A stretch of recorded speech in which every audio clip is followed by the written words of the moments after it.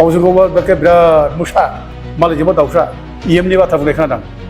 माबा गावलायदों होनना बुंदों हरखरि गावखौ डिफेन्ड खालामनानै गावलायदों जोंना फरेस्टनि EMआ गावलायदों होनना बुंबाय लासिं सिं बे एखेबारे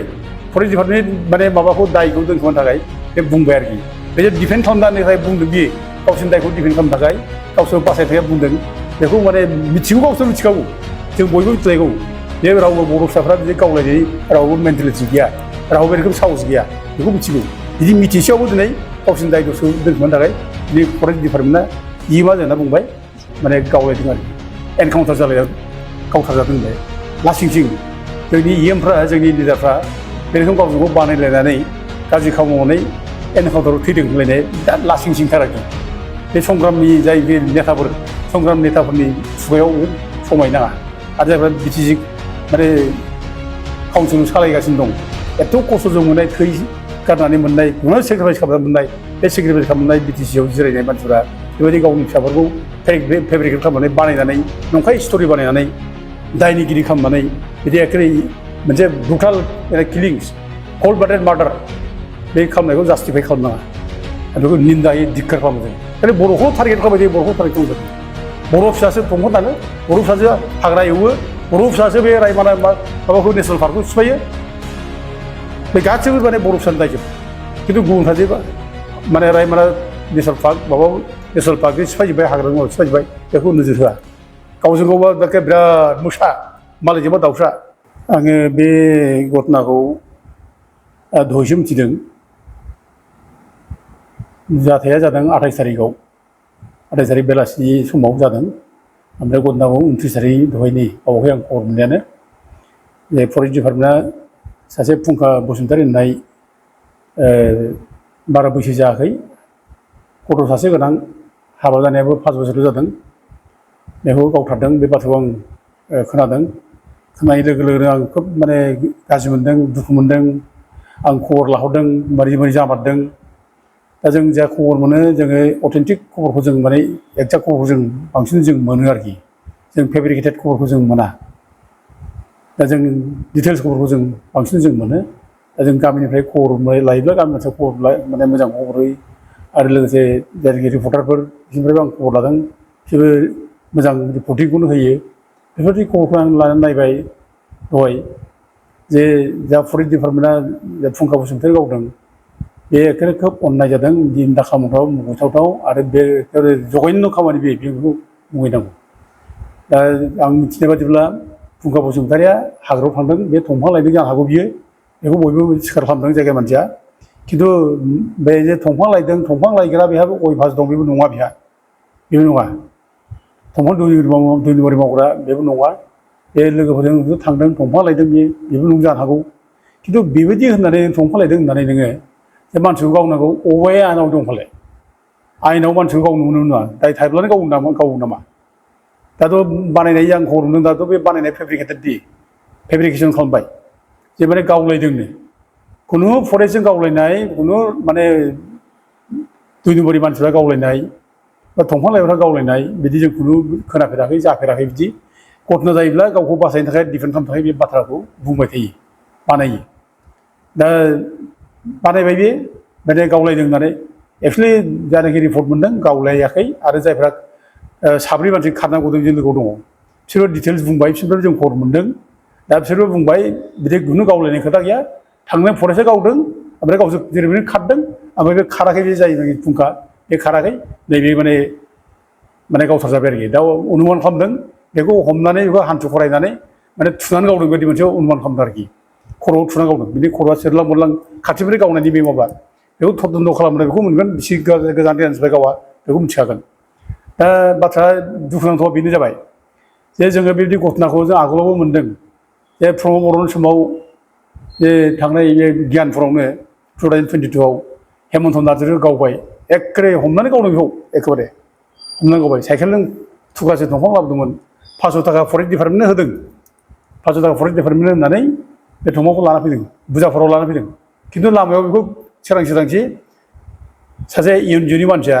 आनअथराइज भाबै बे फरेस्ट डिपार्टमेन्टनि सिलायखौ लानानै राइफलजों गावहैबाय खर' माने थुनानै बेसेबां अननाय बे बेसेबां इलिगेल बे बेसेबां इनजास्टिस बियो सोर हुकुम होदों बेनोलाय दा मा जाखो माने बिसारा माबा बिसार मोनदों बिसारथ' मोनाखिसै दा थंग' सिखाव थंग' खावग्रा होननानै नैबेखौ माने दाय होनानै फोजोबबाय दा दिनै फेमिलिया मा अबस्थायाव दं सोरबा खबर लादों बर'नि बे दानि बिटिसिनि जेनाखि नेताफोर खबर लादों जेबोथ' खबर लायाखै बिनि फिसाफ्रा बोरै थांनानै दं मा अबस्थायाव दं खबर लादों बेखौ सिखाव साजायनानै बेखौ ओरैबायदि गाज्रि मोनसे माने माबाजों भिक्टिम खालामनो नागिरबाय दा बिसोर दायानो जेबो गैया आइ वाइनि न' पि एम वाइनि न' लुनो थांदों थंग' थुस्रा लादों बेनो गावथार जाबाय आइनाव बिदि दं आरो बे माबाबो गावथारबाय बे थाख्लाय दैयाव थांनानै बे माबाखौ सासे बर' मानसि बेबो हाबा जा बेबो बारा गोबाव जायाखै फिसा दं लेखा फरायफुनाय गथ' दङ बेखौ गावथारबाय थांनानै गावथारदों बेखौ हमनानै दोनदों गोबावनो फरेस्ट डिपार्टमेन्ट अफिसाव आरो बेखौ लानानै थानानै गावथारदों बेसेबां अननाय बियो आइनाव बेबायदि दं नामा गावथारनो हानायनि आइनाव मा दं फालाय माबा दाय जादोंब्ला माबा मोनसे भुल जादोंब्ला हमनानै साजा हो जोंहा बेयाव बुंनांगौ बाथ्रा गैया साजा हो दाय मावदोंब्ला रावबो जेबो बुङा दसे मानसिखौ हमनानै साजा होनायाव आयेन गथ'खौ साजा होजोबो बुंदों खिन्थु नों मानो गावखो नोंनो सोर अथ'राइज खालामखो सोर गावखो सोर थोनदों फालाय बिदिलाय आइनाव बिदि नङा आरो थोनग्रा सोर बिलाय दा बेखौ साजा होनांगौ जाय थोनदों गावनाव जाय इनभल्भ दं बेखौ पानिशमेन्ट होनांगौ आरो बेखौ साख्रिनिफ्राय डिसमिस खालामनांगौ आंनि दाबिया बेसो आरो लोगोसे जायनोखि बे न'खर भिक्टिम जाबाय बे फेमिलिया दा बोरै थांनो हानो बिसि दं सासे फिसा गथ' दङ दा बोरै थांना थानो बोरै थांनांगौ बिसोरनो आर्थिक माने सहाय होनांगौ आर्थिक सहाय जाहाथे बिसोर न'खराव थांनानै थानो हायो बेखौ खालामनांगौ दानि गभर्नमेन्टआ बिदि नङा दायनिगिरि जागोन गभर्नमेन्टआ दाया मावबाय फरेस्ट डिपार्टमेन्टआ गावनि दायखौ दोनखोमानो थाखाय दिनै माने फरेस्ट डिपार्टमेन्ट गावदों होनना बुंलाबायनाय बेथ' जाखाथारा नंखाथारा रावबो बिसास खालामा बेखौ बे बानायनाय बे गावखौ डिफेन्ड खालामनो थाखाय बानायनाय दा एथ' जुदि हिर'ब्ला बे बिटिसिनि फरेस्ट डिपार्टमेन्टआ एथ' हिर'ब्ला नोंसोरो थाख्लायाव ना बिसोरखौ गावथारबाय हेमन्थआव गावथारबाय बिनादफ्राव बेथ' प्रमान जाबायना बेनो नोंसोरनि हिर'इक माने माबाया फरेस्ट डिपार्टमेन्ट माने फरेस्टखौ रैखा खालामग्रा फरेस्ट डिपार्टमेन्टनि खामानिया बेनो हिर' बिसोरो फरेस्ट मा जाखो थांनाय 17 तारिखनि फेब्रुवारियाव बे रुनिकाटा बे मानेखौ फरेस्ट डिपार्टमेन्ट फरेस्ट अफिसखौ एखे दोले बोले फैनानै सावफैबाय सिलाय रोगालायनानै एखे सिलायखौ लानानै थांबाय सावबाय बहा थैना दंमोन बे फरेस्ट डिपार्टमेन्टनि हिर'आ बिसोरथ' बिराद हिर'ना बहा दंमोन मानो जेबो खालाम हादिया सोर गावथारखो सोरनि सायाव मानो एक्सन लाखो बोरो माथो नायगार एखे मटर बुख्रुबदों अफिसआव बुख्रुबदों अफिसखौ लुट खालामना लांदों सिलाय सावदों सेस माने रुनिकाटा फरेस्ट अफिसा धंस' मा खालामदों बोरो माबा मोनसे खालामहादों माबा मोनसे जादों दा दिनै गावनि फिसा बर' फिसाखौबा एखे दाय होयै गावथारनाय गावनि बर' फिसाखौबा एनकरेज खालामदों नोंसोर हाग्रायाव थानो मोना सिगियो बिरादनो बर' फिसाखौबा बर' फिसाखौ ओंखारनो नागिरो खिन्थु बे हाग्रायाव जे एथ' मानसि दिनै हाबनानै दं बे बाहेरानिफ्राय दिनै माने बे झारखन्ड थारखन्डनिफ्राय हाबनानै थाफैनाय झारखन्डआव थानो जायगा गैला बेयाव इन्डास्ट्रि खुलिनाय मानाय जायगा एखे रानसाव जायगा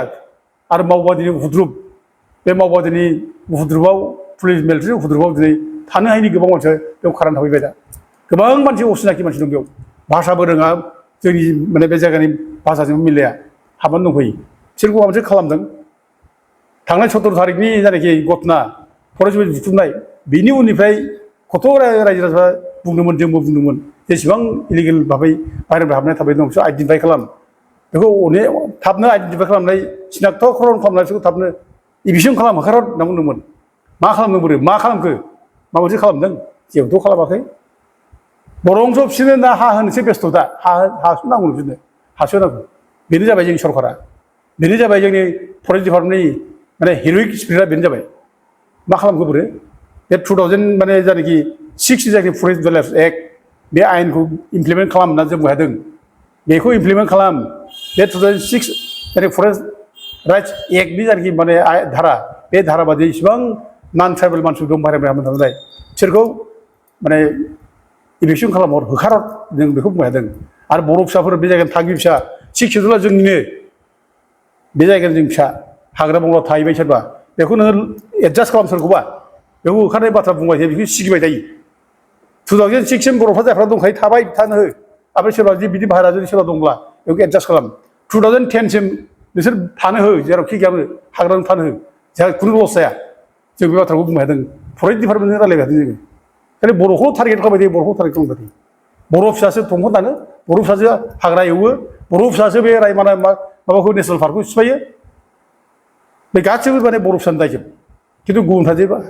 माने रायमना नेसनेल पार्क माबा नेसनेल पार्कनि सिफायजोब्बाय हाग्रा बंग्रा सिफायजोब्बाय बेखौ नोजोर होआ गावजों गावबा बिराद मोसा मालायजोंबा दाउसा हिर' बे गावजों दिनै दा EMनि बाथ्रा बुंनाय खोनादों माबा गावलायदों होनना बुंदों फट करे गावखौ डिफेन्ड खालामनानै गावलायदों जोंना फरेस्टनि EMआ गावलायदों होनना बुंबाय लासिं सिं बे एखेबारे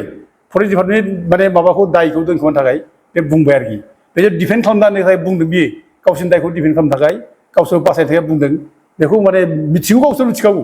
जों बयबो मिथिलायगौ जे रावबो बर' फिसाफ्रा बिदि गावलायनाय रावबो मेन्टेलिटि गैया रावबो बे रोखोम साहस गैया बेखौ मिथिगौ बिदि मिथिसेयावबो दिनै गावसोरनि दाय दसखौ दोनखोमानो थाखाय दिनै फरेस्ट डिपार्टमेन्टआ EMआ जोंना बुंबाय माने गावलायदों आरोखि एनकाउन्टार गावथारजादों होनबाय लासिं सिं जोंनि EMफ्रा जोंनि लिडारफ्रा बे रोखोम गावजों गाव बानायलायनानै गाज्रि खामानि मावनानै एनकाउन्टाराव थैदों होनलायनाय बिराद लासिं सिंथार आरोखि बे संग्रामनि जाय नेताफोर संग्राम नेताफोरनि खुगायाव समायनाङा आरो जायफ्रा BTC माने काउन्सिल सालायगासिनो दं एथ' खस्थ'जों मोननाय थै गारनानै मोननाय गुबुन सेक्रिफाइस खालामनानै मोननाय बे सेक्रिफाइस खालामनाय BTCआव जिरायनाय मानसिफोरा बेबायदि गावनि फिसाफोरखौ फेब्रिकेट खालामनानै बानायनानै नंखाय स्ट'रि बानायनानै दायनिगिरि खालामनानै बिदि एखेबारे मोनसे ब्रुटाल किलिंस कल्ड ब्लाडेड मार्डार बे खालामनायखौ जास्टिफाइ खालामनाङा बेखौ निन्दायै धिक्कार खालामो जों